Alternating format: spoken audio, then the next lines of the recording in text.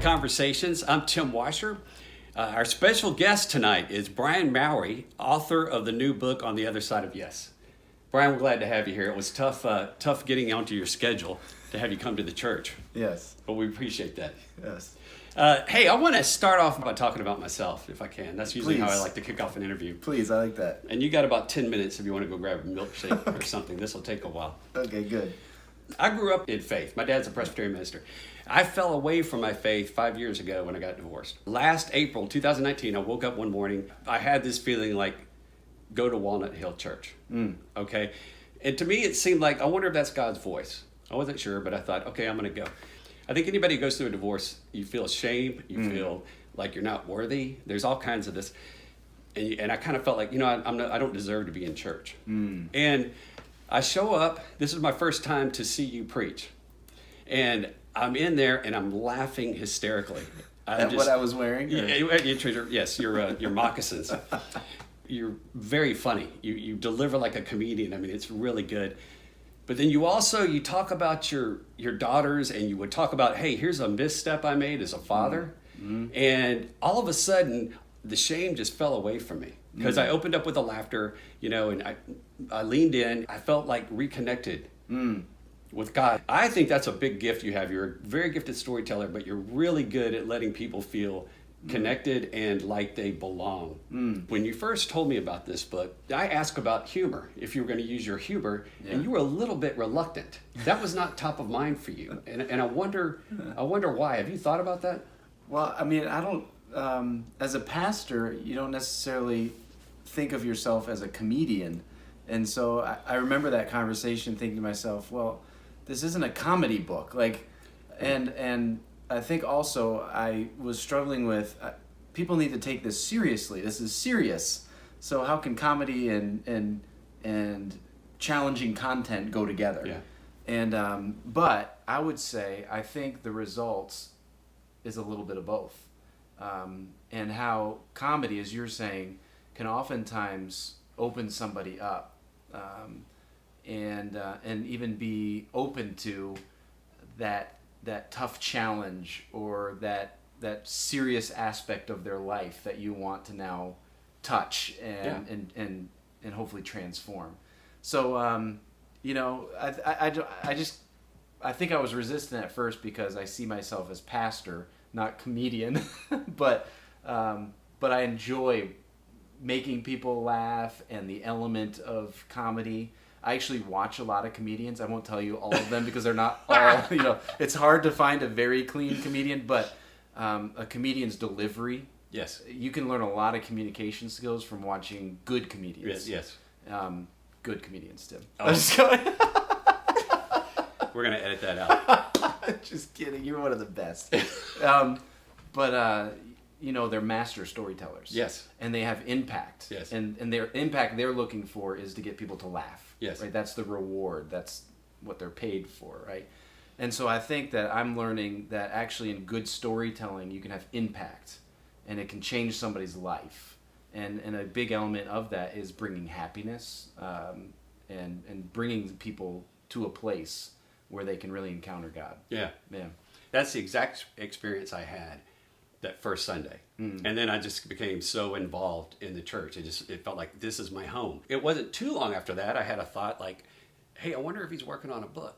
And again, I didn't know if that was God's voice or not, but I thought, I felt I had an obligation to ask you that. Yeah. And because I experienced what your words did for me and made me, and brought me grace. Yeah. And so I thought, my gosh, that should be, so many other people should have that experience. And I remember asking you about it after church one Sunday, and you said, I said, are you working on a book? You said, funny you should ask. Yeah. And you told me about this experience of this other writing project. Well, so it was very important for me. I didn't want to just write a book to write a book. Like, I don't want to be a person that says, I have a book just for the sake of it. There always has to be a purpose, a mission, and a calling. And so I was sensing this desire to write. And there are a lot of reasons for that. One, I feel like in just preaching, the Lord, every week I ask the Lord to download things into me to share with people, and I believe He does that. And that's the grace of God. That has really very little to do with me, besides me turning to the Lord. And so I was just looking now at years. I mean, I've been preaching for almost 20 years now. It's like years of the Lord, the privilege of the Lord speaking to me.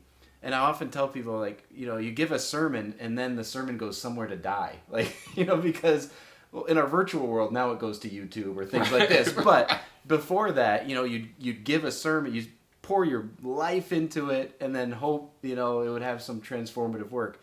So part of me was like, I want to write a book to be able to put these things that the Lord has given me in writing to have for my kids and for my, for a legacy kind of mission. And so I started there. I was like, Lord, I'd love to write a book and man, I'd love for it to have even more impact than that, maybe on the church. But I was a little daunted by the fact of actually writing the book. A lot of people have started a book and not finished. It's tough, right? And I knew from my doctorate program, I kind of knew the process. And so I was like, all right, Lord, if I'm going to write a book, like, what would be really great is to have a test. If I could just write one chapter. And I thought that was kind of a bold and crazy request of the Lord. I said, Lord, listen, if there was just a way for me to write a chapter of a book, just to get a feel for it, that'd be fantastic. And literally that week, this guy from New England, he's an editor, his name's Dan Clymer, very involved in New England, reached out to me. I'd never spoken to him before in my life. Adam knows him because Adam knows everybody. And he said, hey, I'm putting together a book on the Great Commission, and I'm looking for 10 New England pastors, each to write one chapter. So anyway, this guy Dan comes all the way from New Hampshire, drives down to Bethel, Connecticut, meets with me in the office, and asks me to write one chapter of a book. And so I said no. You said no? No, I'm just kidding. No. So I said, Dan, I can't believe this. This is such an answer to prayer. Like, why would God care about this so much that he would put this right out there? Right. Exactly.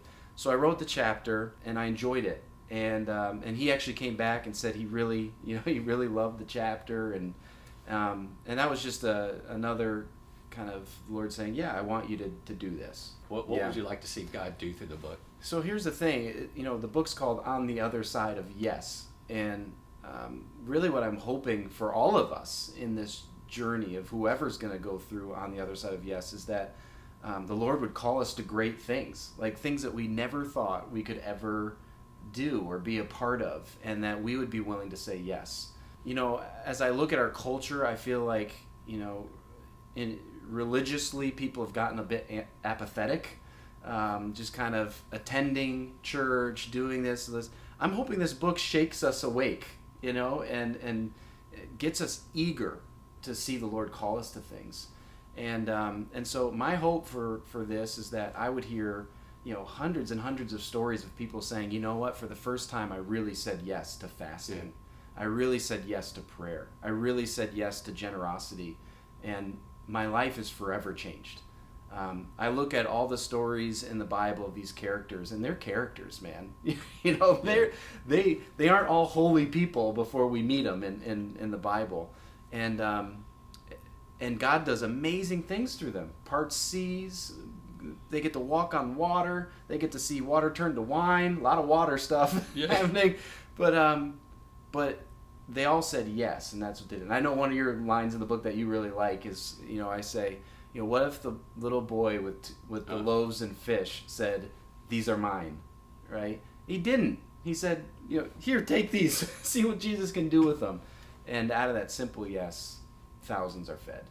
So I'm hoping to hear lots of stories about God moving on the other side of our yes. Man, I experienced that. I had this gift given to me to be able to be one of your readers in the book, and which meant you would send me the chapter, and I'd read through it, and I'd just say what resonated, or maybe an idea, or a lot of times I'd say there's a favorite story of mine. Where's the McKenna and the go-kart story? Yes. Let's put that in there. And that's in the book 4 times now. So I'm grateful.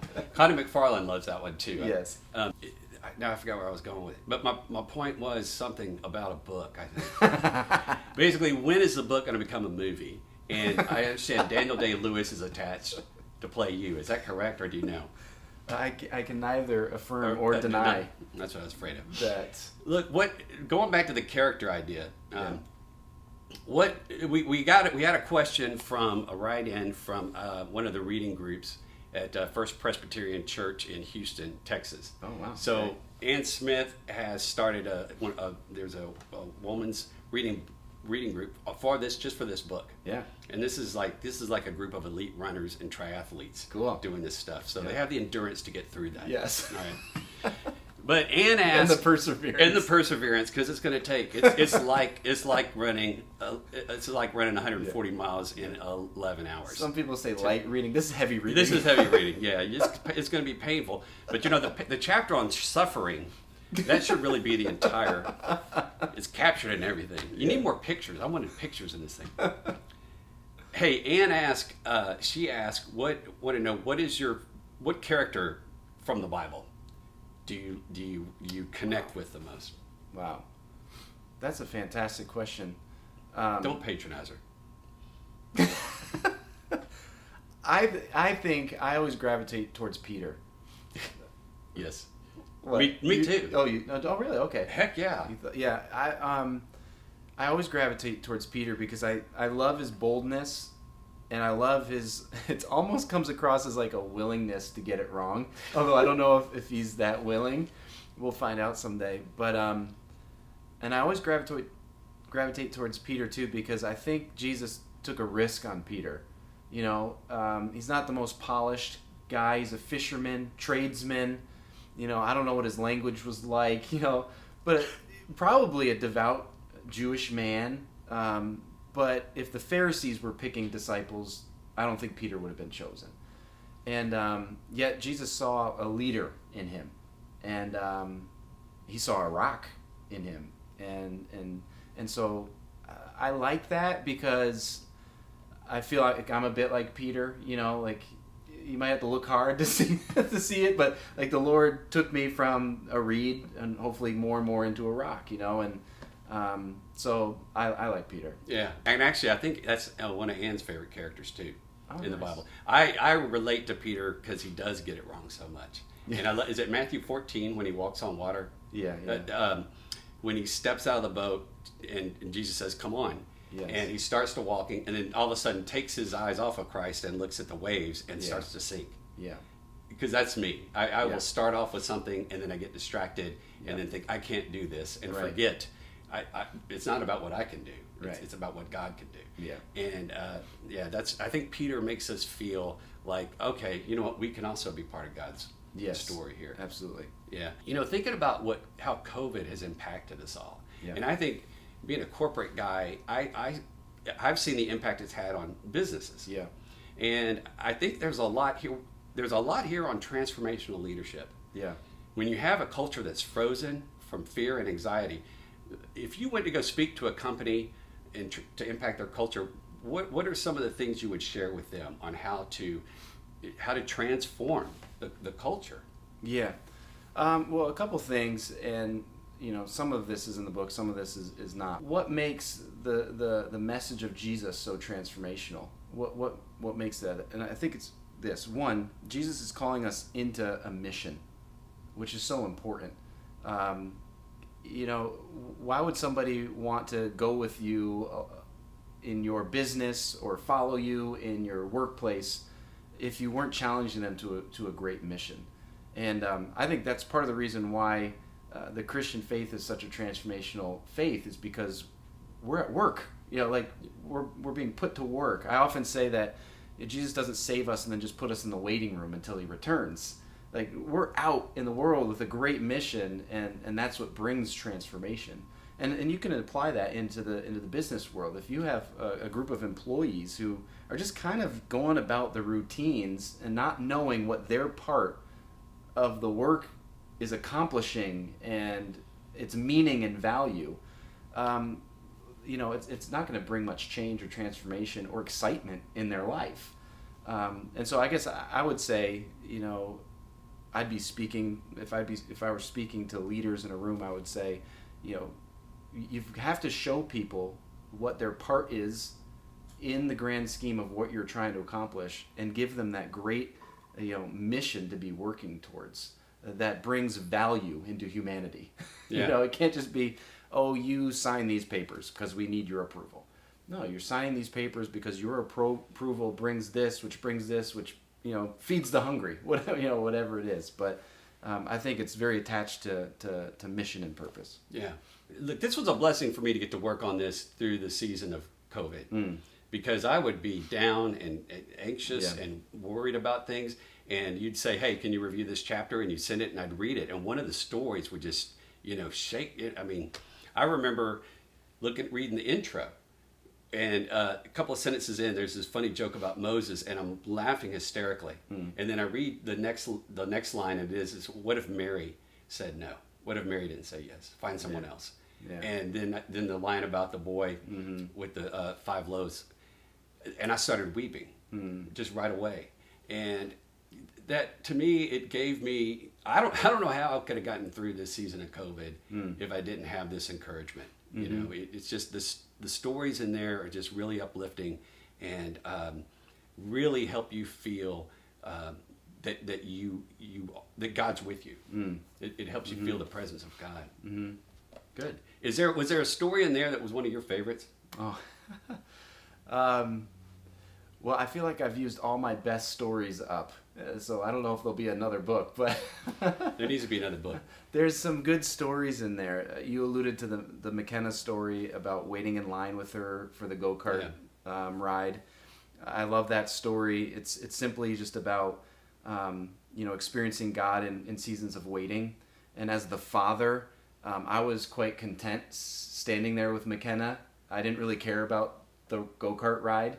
And we stood there for over an hour for this stupid go-kart ride, which I beat her, by the way. But it was in the waiting that we talked, that I got to learn more about who she was, and she got to learn more about who I was. And that story for me is from a father's perspective of like, sometimes it's in the waiting that we really get to get close to the Lord. I love that story. There's a great story in there about one of my daughters, Nora, and student council. You can read that. It's the last story of the book, so you can fast forward to that one. But there are just a number of great stories. I love the element of story. I think stories impact people, and they impact me, and they can help us help breakthrough come. And so I don't know. There's a lot of good stories. Do you have a favorite in there? The go-kart story, and actually when you deliver that in the sermon, I think I laughed for like 3 minutes. Yeah. The ushers actually, I had to be escorted out, and they let me back in later. But you know another story I love? Sorry, I interrupted The Pink you. Bunny Rabbit. That's one of my favorites. That's a great story too. That's a good story. That's a tear-jerking story. It is. But if you're struggling with your faith, or you're like, I don't know about this God thing. Is God with me? You read that, and it really, to me, it opened my eyes to think, wow, I've underestimated so much about our Lord. Yeah.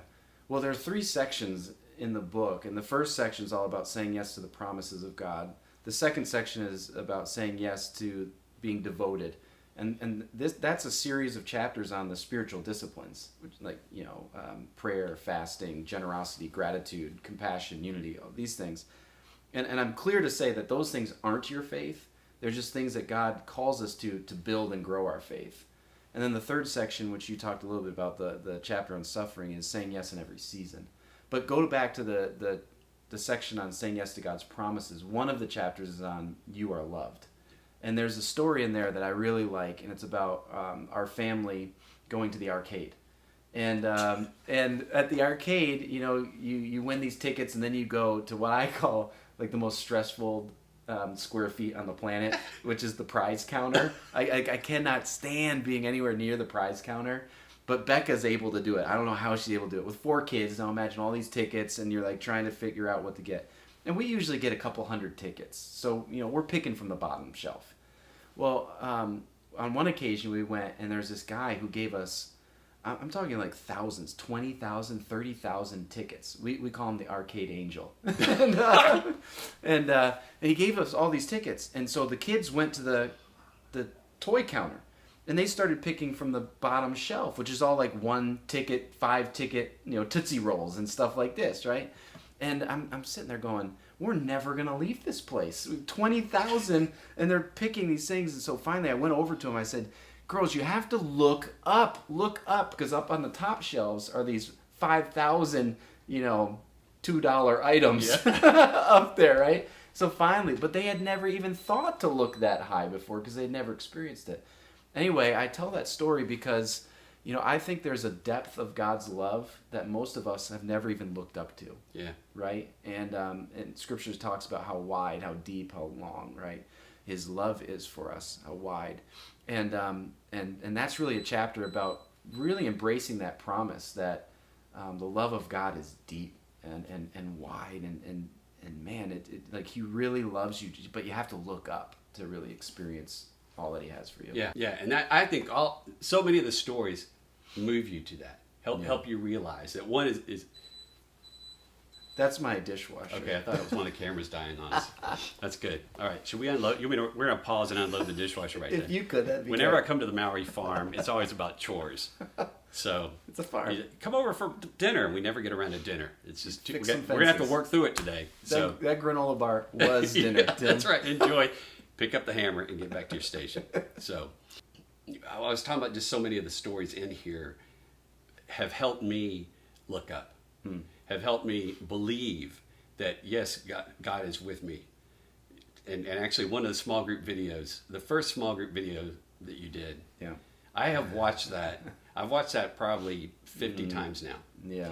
But will you tell that story about the vows? Sure. Yeah. So if you do the small group, you'll see this, but it's a great story. So I did a wedding, and the guy came and he wrote his own vows, and that's often not a good thing, depending on the writer.